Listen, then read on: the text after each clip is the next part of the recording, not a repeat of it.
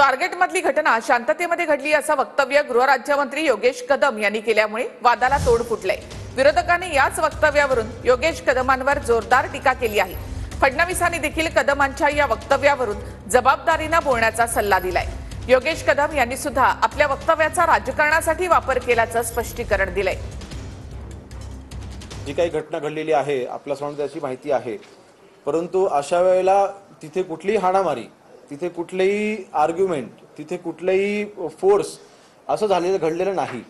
जे काही घडले ते अतिशय शांततेने घडून ते झालेलं आहे आणि त्यामुळे कोणाला आजूबाजूच्या लेमॅन जे देखील आजूबाजूला उभे होते त्यांनाही ते कळलं नाही। त्यामुळे ब्लेम गेम करण्यापेक्षा ह्या घटनेच्या खोलामध्ये पोहोचून जेव्हा आरोपी आपल्या ताब्यामध्ये येईल त्याला आपल्याला तिथे माहिती मिळेल। आमचे गृहराज्यमंत्री म्हणजे दिव्यच आहेत। काय म्हणाले, काय ते आतमध्ये काय कोणी हाणामारी झाली नाही, सगळं शांतपणे बलात्कार पार पडला, त्याच्यामुळे बाहेर कळलं नाही।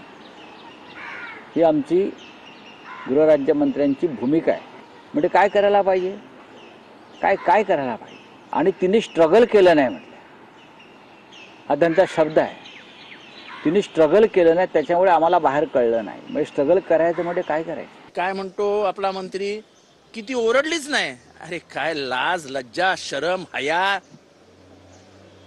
ती ओरडली नाही।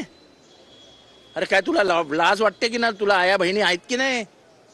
माझं ते वडिलांना सांगणं असेल, तुम्ही फार परिपक्व आहात, सांगा त्याला हे असं बोलायचं नसतं।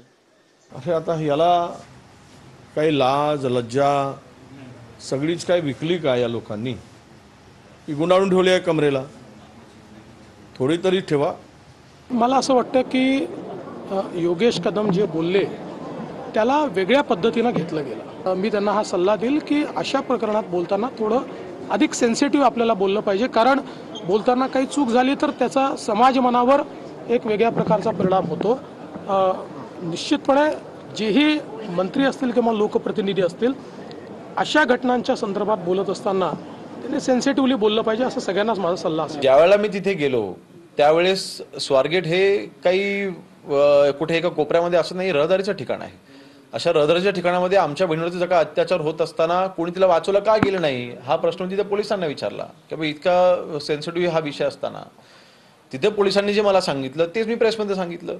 त्यामुळे मला वाटतं त्या वक्तव्याचा जर का असा राजकारणासाठी वापर होत असेल तर ते चुकीचं आहे।